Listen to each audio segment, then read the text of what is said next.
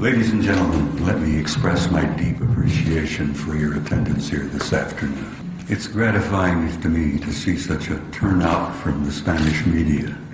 In my country, you have to grab the media by the throat and drag them kicking and screaming to pay attention to this subject. So I'm grateful and much gratitude for your attendance here this afternoon. Let me apologize to the beautiful interpreter to my right. I am notorious for not following script or instructions, so I will deviate somewhat from my prepared comments this afternoon, and I will tell you essentially what I have seen and what I have learned and what I have concluded about what I consider to be the greatest story in the history of the human race. It is not merely the study or the history of the human race or in the history of the human race. It is really essentially the study, the conclusion of the history of the human race. Ladies and gentlemen, we are not alone, and we have never been alone.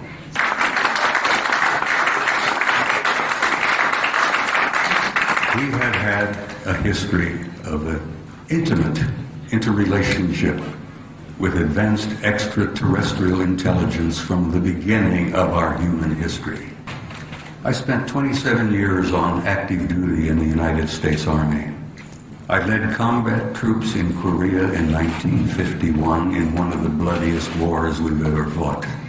I gathered intelligence in Southeast Asia in Vietnam, Cambodia, and Laos in 1970.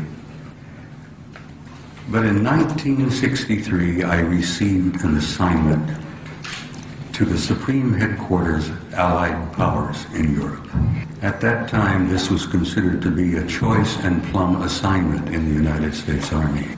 I was excited about the assignment. I took my wife, my children, to Paris, France. My children went to high school in Paris and learned to speak fluent French. And I was given an assignment to the Supreme Headquarters Operations Center, a place we called Shock. I'm not trying to make a joke, but when I arrived, I was shocked at what I learned.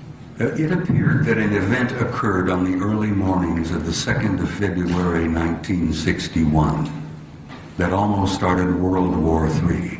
Large numbers of circular craft of some kind flew over Central Europe, out of the Soviet sector, toward the west over NATO and Allied lines. These objects were circular, metallic, flying at a very high altitude and flying at a very high rate of speed, and they flew in formation, very obviously under intelligent control.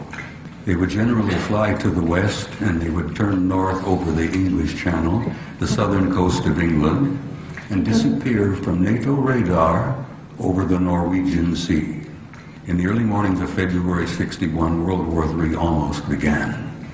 The Soviets went on red alert. All NATO forces went on red alert.